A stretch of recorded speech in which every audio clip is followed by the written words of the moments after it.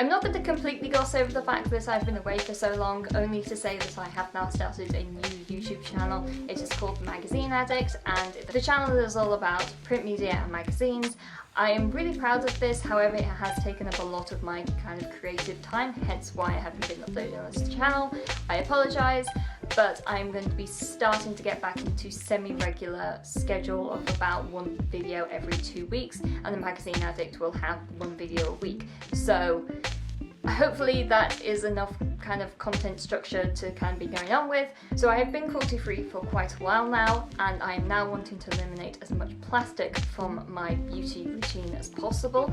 It is quite difficult, to be honest with you. I will get into my thoughts about plastic potentially in another video, but these are all products that are plastic free. The first thing I'm going to start off with is some Lush products. Lush is a great place to start off with finding plastic free alternatives on high street. Lush is not the most affordable place to get all your products from. It is very expensive. However, it is probably the best go-to place in England to get plastic-free products. A lot of their products are either kind of solid, like the two that I have here, that can be put in their paper bags, or they are in their black tubs, which can be returned to the store. If you return 5 at once, you get a free face mask. It's lovely. It's adorable. It's so quaint. Anyway, I got 2 of these things. The first one is a solid soap called Lullaby. It is pretty standard in terms of their soap. I do really like their soaps. They are very expensive, but I think that they last far longer than any other soaps I've ever tried. This one is Lullaby and it smells like lavender. The next one that I have is a shampoo called Angel Hair. I got this one in particular because the normal one that I use called Jason and the Argan Oil wasn't actually in store at the time, so I got this one. I have used it twice already and I do really like it. It lathers up very well and it really helps clean my hair. I have already used this several times, hence why it's looking a bit scruffy already, but to be honest with you, these last weeks and weeks and weeks, so it is a very good alternative for, you know, a shampoo in a bottle. Next thing I'm going to talk about is shower gel from the Body Shop in a reusable container. I absolutely love this. So the Body Shop on Oxford Street, I believe at the moment there is only one on Oxford Street, sorry the rest of the country, but you basically can get a shower gel refill. It comes in a variety of flavours, so you have shower gels and then also a body lotion, I think, and you basically just go into the store and they put it in the bottles. I will say that it doesn't actually come with this top, it actually comes with a regular cap that is also metal. I have changed it out for basically a pump that was from my old shower gel.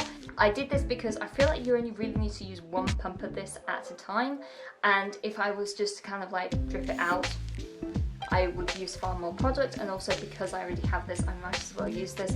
So I'm kind of a bit annoyed the fact that there isn't a reusable pump that they sell, but I feel like if you have, most people have pumps from various different things, so you can just use that. Again, reuse, and then I can refill this.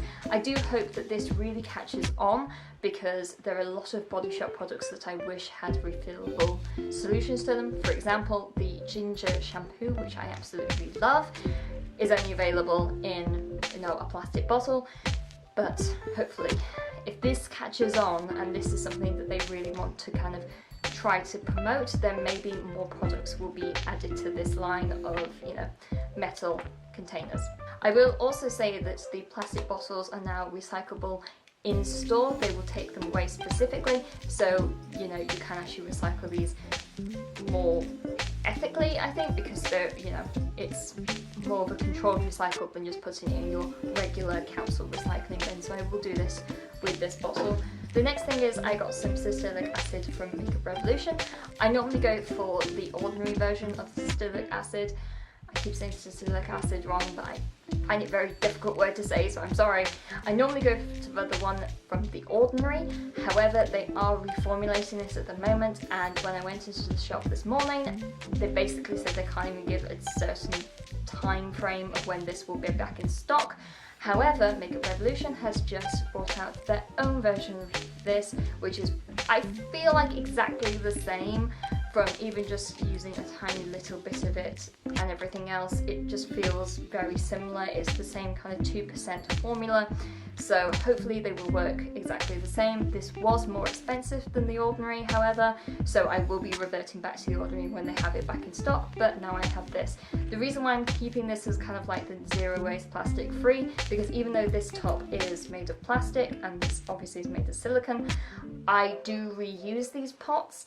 I think that these are great for traveling purposes. I also use them when I'm making big pots of aloe vera gel. I put these in here as well, so I do reuse these. Obviously, some of the best things you can possibly do is reuse. It's always the thing that's missed out of the reduce, reuse, recycle. The final thing I have is something that I do not know for the life of me how to pronounce. I think it's called Ethique. Ethnique? I don't know. It's very confusing. Correct me if I'm wrong, please correct me, because I'm probably wrong. And I recently actually bought the sample set that they have, and to be honest with you, I didn't get along well with a few of these products that are in this sort of sample set. I am very grateful that they do these. I actually bought this one when it was on offer and it was about £7, so I'm not too annoyed the fact that I didn't get along well with all of these products. So the first thing in the kind of full set, you can get these in various different types. So I got the one for normal. There is also a pack for sensitive and also oily, so you can kind of tailor make these things. This pack comes with a cleanser, a body butter, a conditioner and a shampoo. I honestly really didn't like the shampoo. The shampoo was called Pinkalicious. I didn't really get on with the shampoo. I have incredibly hard water in London, and I think that that might be part of the problem. My mum actually uses these shampoo bars up where she lives in the north of England, where they have incredibly soft water, and she gets on with them fine. So it might just be a water problem, the fact that it didn't really lather for me. So I didn't really like the shampoo. The conditioner called Wonderbar, again, I didn't really get on with. It worked quite nicely on the ends of my hair and worked very nicely here, but because I have so much hair and because it's really thick, it didn't really work well with that. If you have thinner hair or not a lot of hair, maybe it will work better for you, but I have incredibly thick hair, so it just didn't really work very well. That one was okay, but the straight out winner was the Bliss Bar, which is a solid face cleanser. So I got the full block, which actually is huge. This was £14 and I thought that was really expensive. However, this is absolutely massive. I've been using the block of the Bliss Bar from the sample, and to be honest with you, it looks exactly the same size as it did when I started using it about 2 weeks ago. So I have really high hopes of how long this thing will actually take me to get even half the size. So I'm not really mad about the price of that, because I think that this will last a long time. It is a really nice facial cleanser. What I do like about it is it's so gentle on my skin. I have quite sensitive skin and it gets very tight and very dry very quickly. It is also very prone to spots and acne.